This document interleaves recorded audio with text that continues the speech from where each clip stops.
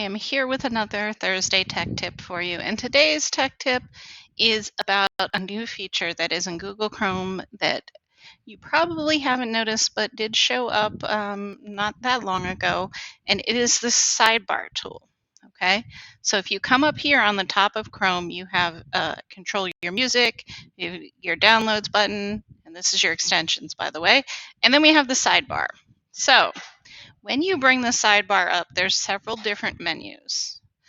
One of them is a reading list, which I really like because you can, let's say you found, 10 different sources about something and you were going to go home for the day, you can create a reading list, right? So you can add tabs to it.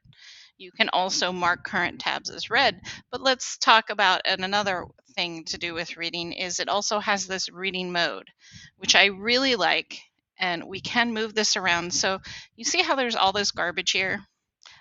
That's what I hate about reading anything off the internet. So I like to show this feature to students because it gives them nice, clean text without anything that interferes. It's not an extension. It's built into Google. You can just go to reading mode and read it in reading mode, okay? I picked this article because I knew there were a bunch of ads in it. It's really nice. You also have the option to make your text bigger here. So if you're like me, you can also disable or enable the links. You can change colors. So some people like to read on the dark screen. You can do that. It really is very nice for actually reading on the screen, whereas most websites, not always that nice for reading on screen, for actually reading the text. The other thing you have over here are, the other things you have over here are your bookmarks, which I must admit, I'm really used to my bookmarks being where they are, so I can find things in there pretty quickly. And you'll see I have an abundance of bookmarks.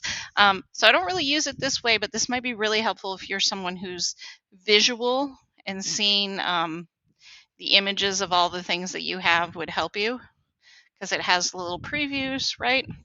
The other one that I actually really like and I show to students all the time, well, two. I'm going to show you two more, is the history, because all the time I have students who did something and they can't find it. And so I can go to history and I can say, oh, you know what? Strangely enough, it doesn't even show that you opened a Google Doc on this day. Or I can go there and say, oh, look, here's your Google Doc. You didn't give it a name, and that's why we can't find it. So the history can be really useful and just useful to you as a user as well.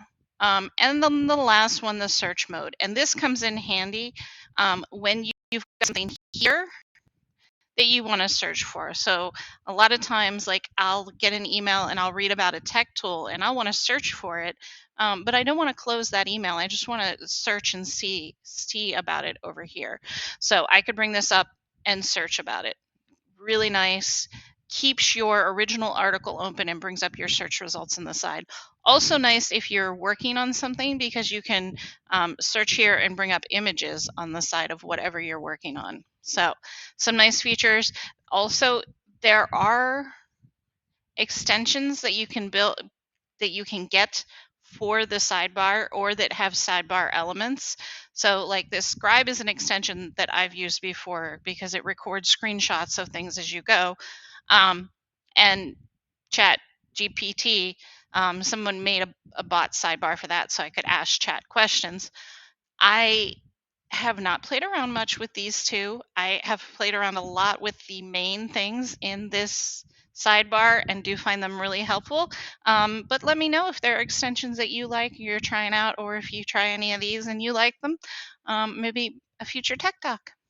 Anyway, I hope you all are having a great spring, and I'll see you later.